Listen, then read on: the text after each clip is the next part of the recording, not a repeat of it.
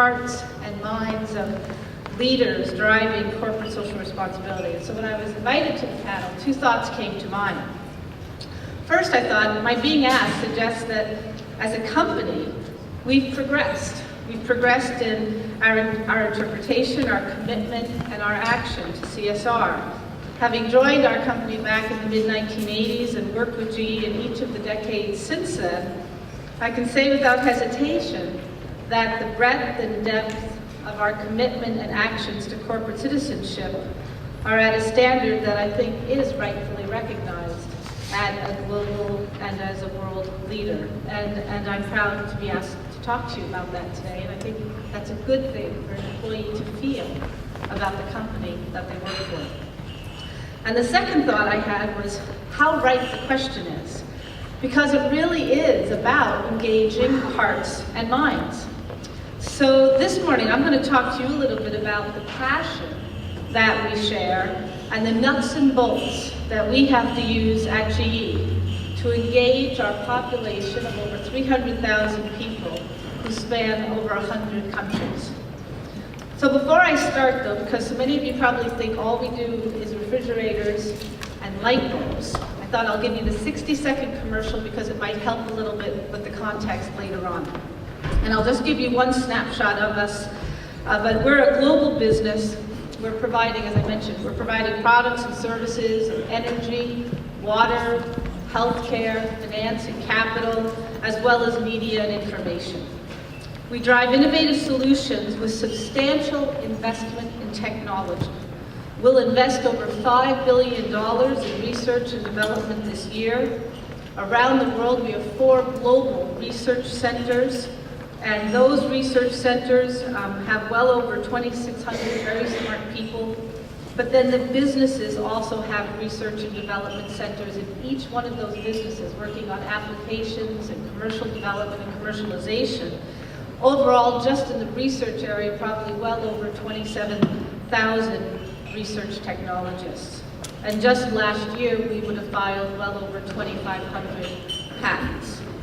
So that's kind of a snapshot of a part of the company. So with that brief profile, let's now go back to this thing about passion and nuts and bolts, because I think that's a good way to start the morning, don't be passion and nuts and bolts. The passion that I refer to is really, and I think you heard a little bit about it with our 2 previous speakers, but it's our leadership's ability to develop and articulate a vision that inspires and engages our employees, our stakeholders, and our customers. The responsibility to be a good citizen must be a core value, a value that is shared by our employees. Upon hiring, we seek that value in the people that we want to attract to the company and bring into the company. And we ask employees to confirm that it is a value that they have by in fact signing a document that's entitled The Spirit and the Letter, which articulates the behaviors that we believe you will exhibit and share as a member of the GE family. You show your commitment to be a responsible citizenship. And every employee is required to personally recommit to that spirit and the letter every year, all 300 and some odd thousand.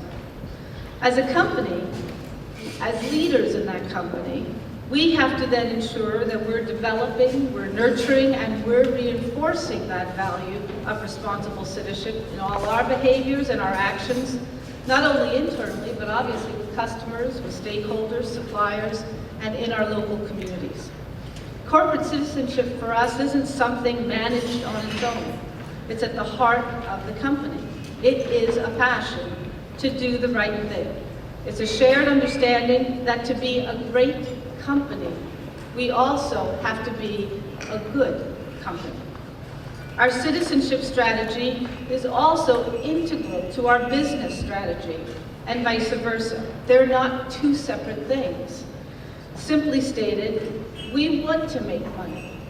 We want to make it ethically, and we want to make a difference. So how do we do that? After we woo the heart How do we actually engage the mind?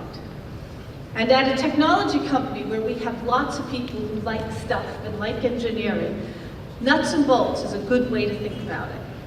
And so let me tell you, and when we think about it, an important sort of quote that I once heard that I really like is that we understand that imagination without discipline is chaos. So the citizenship and the business strategy become enabled by three linchpins. The first, a rigorous compliance with financial and legal rules. They do matter. Second, ethical actions that go well beyond those formal requirements. And third, strong and sustained economic performance.